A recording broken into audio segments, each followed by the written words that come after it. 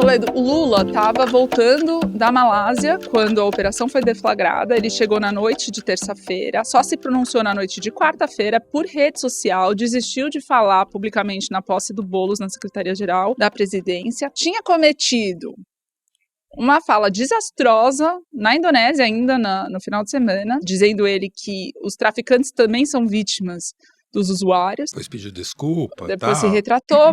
A lógica do que ele quer dizer é que sem demanda não há oferta, mas foi desastrosa. E aí, finalmente, tomou essas providências todas em silêncio, né? Mandar o Lewandowski, abrir o escritório de emergência, sancionar uma lei do Sérgio Moro nessa quinta-feira, para tornar crime quem ameaça a autoridade, quem conspira. Quem não? O crime organizado, né? Membros do crime organizado que conspiram e ameaçam autoridades que combatem o crime organizado. Então, vamos mudar então um pouquinho, pegando a lógica da sua pergunta, eu acho que faz todo sentido, e vamos dar o cenário em que tudo isso aconteceu, né?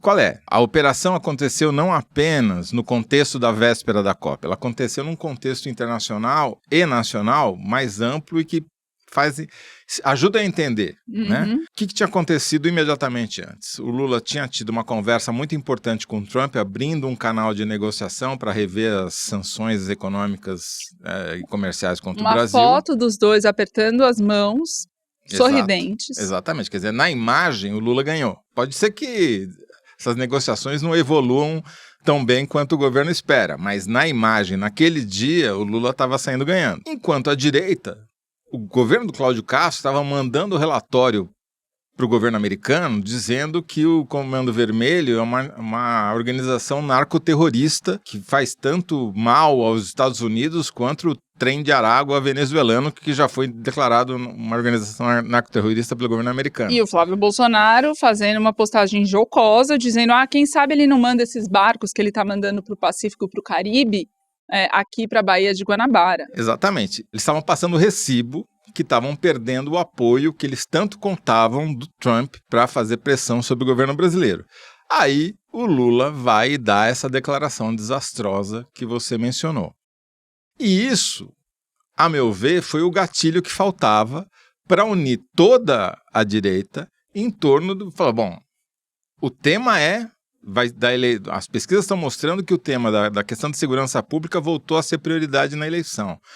O Lula está ganhando a disputa com o Trump, mas ele falou essa bobagem, vamos aproveitar isso ao máximo. Eu pedi um levantamento para a Palver, aquela consultoria que nos ajuda a monitorar as redes sociais e principalmente o WhatsApp e Telegram, para me dizer qual tinha sido a repercussão dessa frase do Lula. E foi uma das piores repercussões que o Lula já teve ao longo desse terceiro mandato. O pico de menções chegou a ser o mais alto, é que ele caiu rápido. Porque mudou de assunto muito rápido. Exatamente. Então, o Trump deu mais uma mãozinha para o Lula. Mas foi muito, muito ruim mesmo, né? Aí os caras falam, vamos aproveitar esse gancho, vamos demonstrar na prática que nós, da direita, temos aquilo que a população quer, que é matar bandido, entendeu? E não chamar o traficante de vítima. E acho que isso que tenha sido talvez o componente, não que a operação já não tivesse marcada, estava, mas talvez tenha tornado ela ainda mais violenta do que acabou sendo. Por quê? Porque quando eu pedi também para a Paulo fazer um levantamento sobre os posts a respeito da operação e eles mostram uma coisa muito interessante. No Brasil, 45% das mensagens, das postagens foram favoráveis à operação e 30% foram desfavoráveis e o resto ficou indefinido. Quanto favorável? 38% de menções desfavoráveis e 45% de menções favoráveis no Brasil. Quer dizer, uma pequena vantagem a favor da oposição. Pequena não, razoável. Da operação. 7 pontos. Agora, no Rio de Janeiro, inverte. No Rio de Janeiro foi 43% contra e 39% a favor. Claro, porque as pessoas estão vendo, os pobres principalmente, né, estão vendo a sua situação e o que pode acontecer com eles diante dessa política do Cláudio Castro. Então, você vê que tem essa tensão, mas por que a direita e o Cláudio Castro fazem esse discurso e sustentam ações tão violentas quanto essa? Porque eles acham que dá voto. porque eles acham que vai tornar eles mais populares. E aí eu vi uma pesquisa, essa é uma survey mesmo, né? Uma pesquisa feita online, que não me autorizaram a revelar o nome do instituto, mas que mostrou o quê? Não de rede social, de população. Feita online. Online, ela tende a não pegar tanto o DIE, embora eles ponderem e tal, mas sempre fica um pouquinho mais à direita do que se fosse fazer uma pesquisa face a face. Mas o resultado não deixa muita dúvida, Thaís, porque 56% concordaram com a operação e só 30% foram contra e 14% não souberam responder. E essa pesquisa foi feita no Rio de Janeiro, não é nacional. Pesquisa feita especificamente no Rio, que você vê que tem uma contradição com o que apareceu nas redes sociais, né? O mais chocante é que os mais ricos são mais a favor da operação do que os mais pobres, né? Na Zona Sul do Rio de Janeiro, chegou a 2/3 do apoio à operação. Não, eu inclusive falei com uma fonte que estava almoçando no Adegão, na Zona Sul, que é um restaurante que é muito frequentado, almoço de trabalho e tal, e me falou, aqui todo mundo tomando seus vinhos e almoçando tranquilamente. Não, na Faria Lima aqui, me disseram que tinha gente comprando, porque achando que era ruim para o Lula, então ia subir a bolsa, entendeu?